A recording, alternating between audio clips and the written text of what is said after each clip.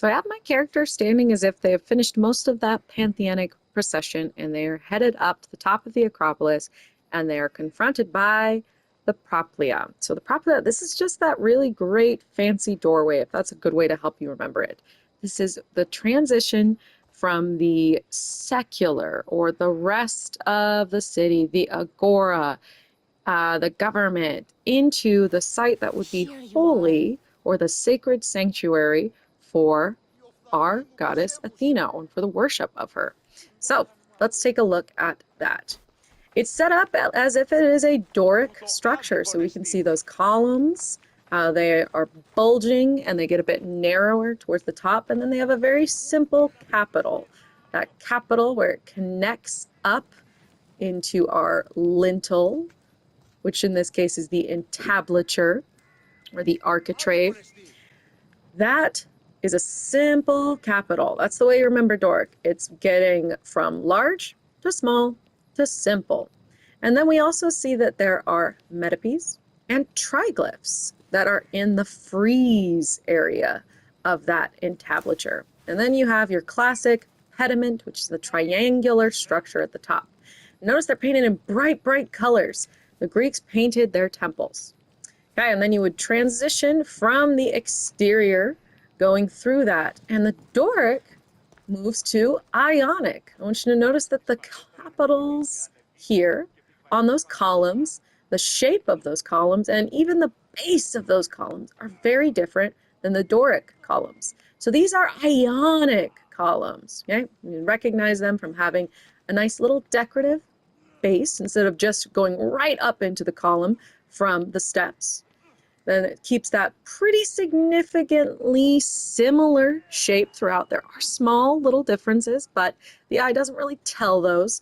And at the top you have those volute or those scroll-like shapes that decorate the capital. So we have Doric to Ionic. Then we would transition through and get out of the Proplia, and now we are in the Acropolis proper. And the first thing that you would see would be the statue of Athena Promachus. So I have my character standing on top of that large statue of Athena. Now this was probably only about a 30-foot tall statue according to the writings about it. But this is Athena Promachus, so it's Athena as a warrior who is fighting at the front line. And you can see that right next to me is this tip of the spear. Now this was put up by the sculptor Phidias in about 456 BCE before either the Parthenon, which is right here, or the Proplia, that gateway beneath me, were finished. And so it was said that before those were finished, as sailors were coming in from the sea, they would see the tip of her helmet and that they would see the tip of her spear that were guarding this sanctuary, that were guarding the top of the Acropolis as they were sailing into the port of Athens. And so it was a great way of reminding those people who are coming in that this city was under the protection of the goddess Athena. Hopefully having them think twice before doing anything that might anger that goddess or hurt the city under her protection. It sort of creates that guardian or protective feature over. But let's head on over to the thing we're really here to see, the Parthenon. So we're going to go through the Sanctuary of Artemis. That's going to be on the right, and the Chalcothe. And we're just going to move over. I'm going to do a little climbing, which would absolutely not be what was allowed on the Acropolis. And we are going to stand in front of, or should I say, in the back of the Parthenon. Because what we are standing in here is actually the backside of the Parthenon. This is the structure that was erected pretty quickly between 447 to 438 BC. And Phidias was still working on the sculptural projects until about 432, adding those on. But the architects, we know their names, Iktinos and Kallikratos. They focused on, with this structure, balance and symmetry. And so they refined it so that for your eye, the optical illusion is that everything here is symmetrical. And for them, that demonstrated the imperial authority or the refinements of the Athenian Greeks. So let's talk about the plan of the temple. That temple, it is based around a rectangular shape. And it includes a large cella, or the naos, which is that area where the cult statue will be. Now that's on the other side of that. That's the eastern portion. We're currently on the west side. The west side, that inner chamber, that is referred to as the apostodomos. That is just kind of a storage area, or the rear room that may have been for some cult activity, but was sort of an extra feature to keep storage in that. Then you have it as a peristyle. So it is a peristyle. It's a line of columns that enclose that space. You see those columns that are enclosing that space. From there, you can see at the top, you have that same Doric temple structure. We have Doric columns that get bigger towards the top. Then we have our entablature, that lintel on top of those columns, and triglyphs and metopes, and a pediment.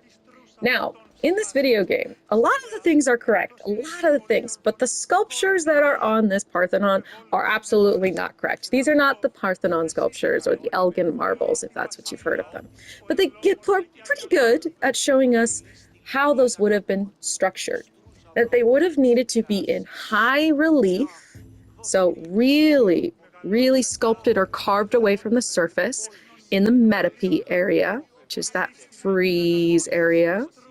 And then in the pediment, they were sculptures in the round.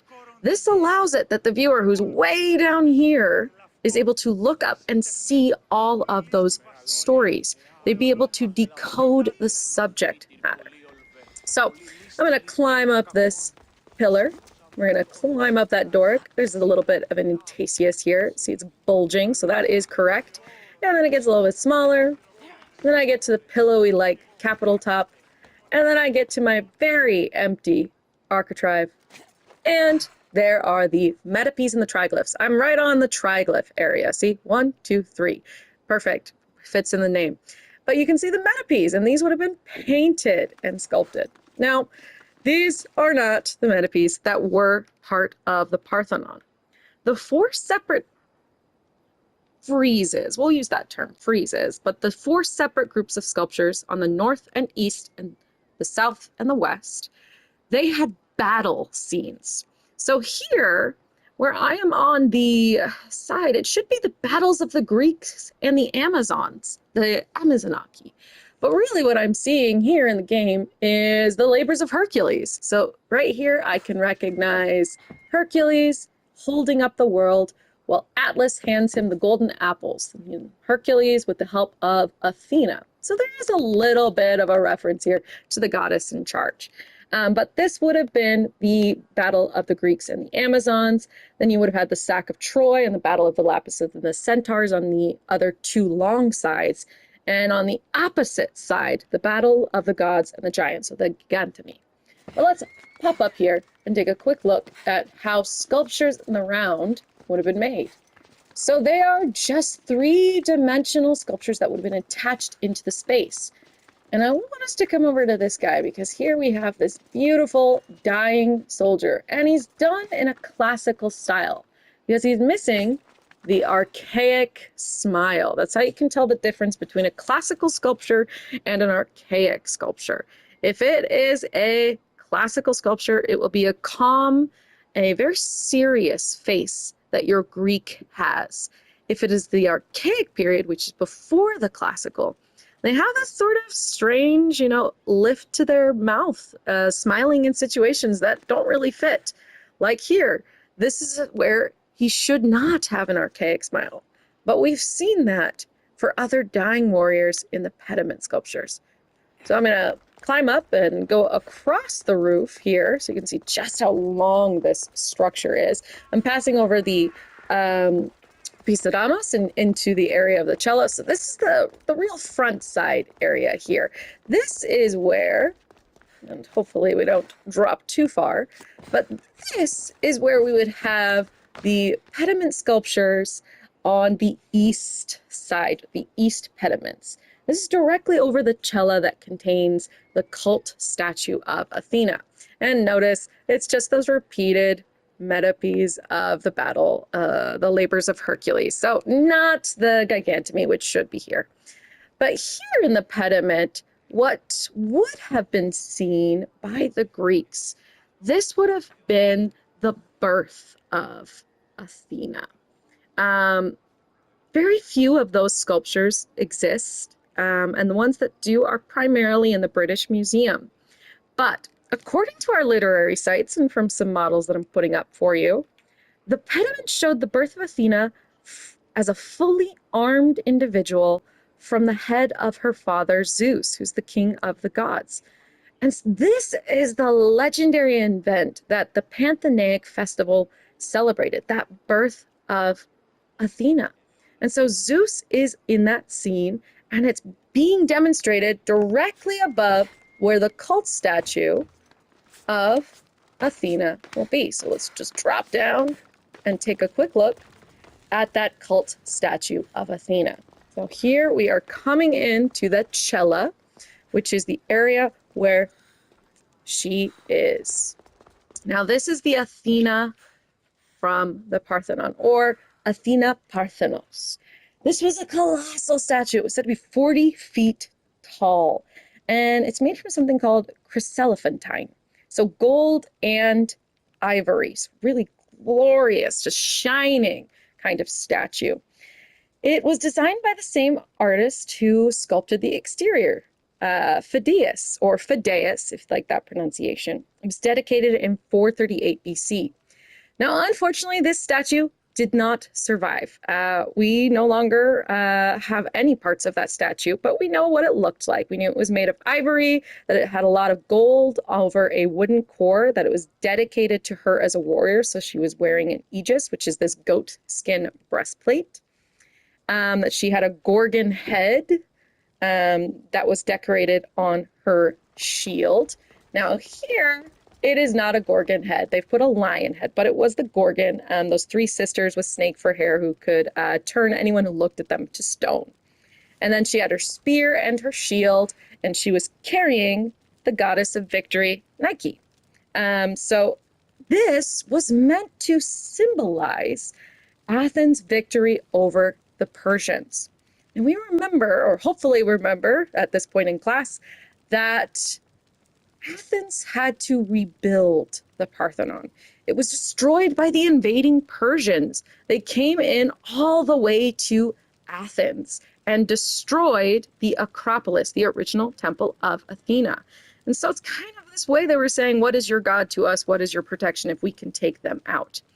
But eventually, the Athenians and the rest of Greece were able to kick the Persians about around, I think it's the 479 BCE. There's a Greek victory over the Persians that really just kicks them out of the Aegean Sea. And Pericles and the Athenians start to rebuild this, rebuild the entire structure. And when they do that, it's not just about the goddess Athena, but it's about the Athenians themselves. So all of those battles that are on the exterior, those are references to Greek victories.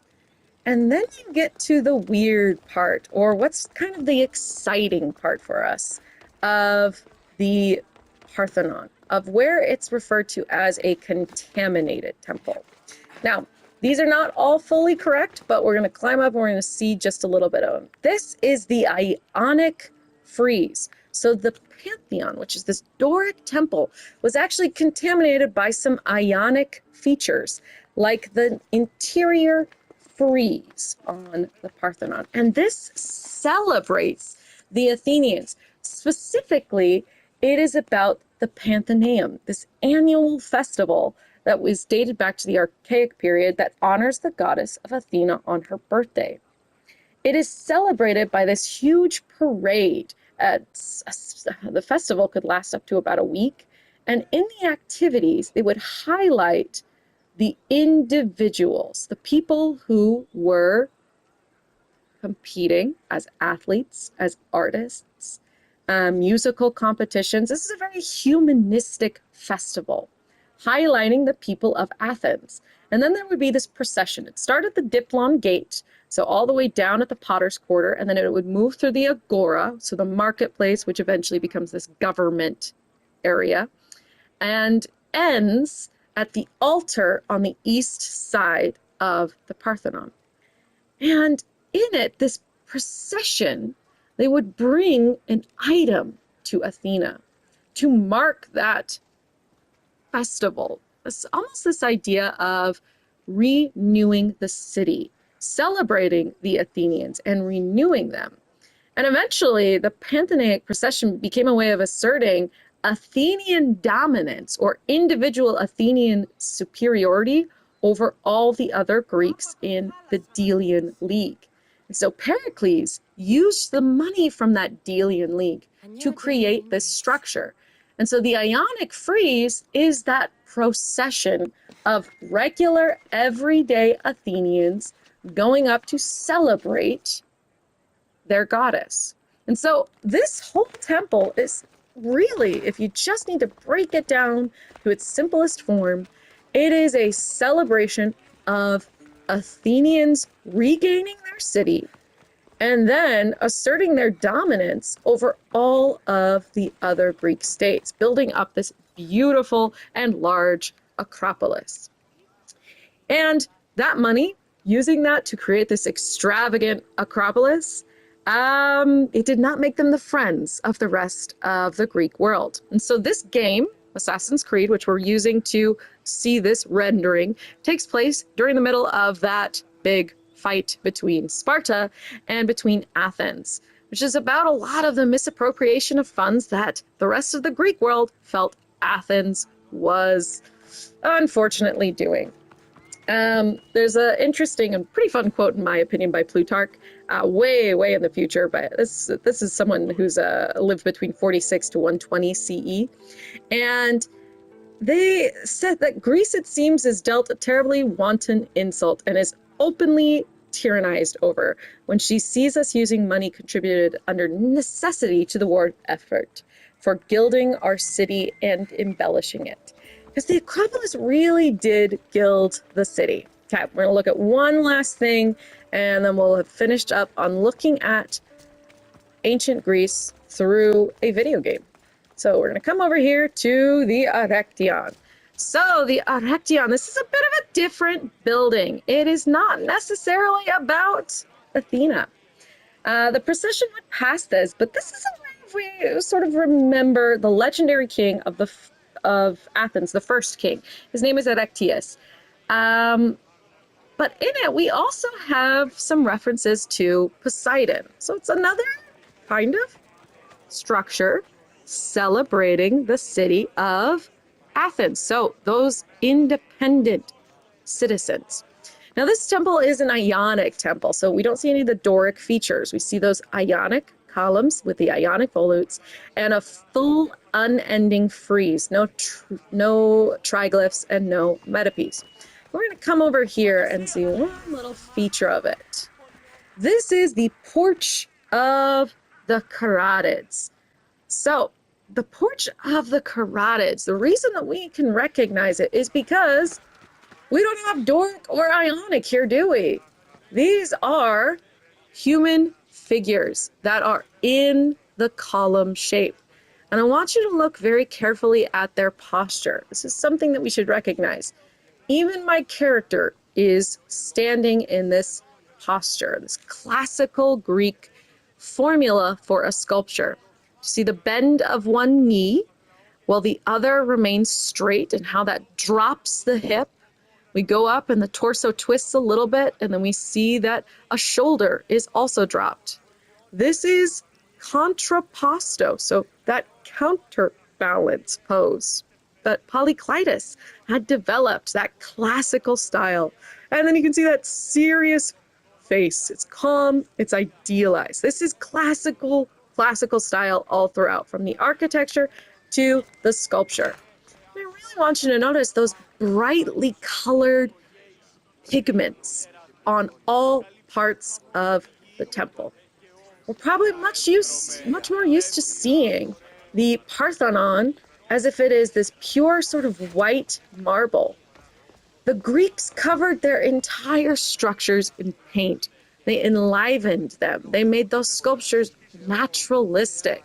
And so, why we use Archeao-gaming or use a video game to help us learn is it can help us see the structure as it once was. You put all those pieces together.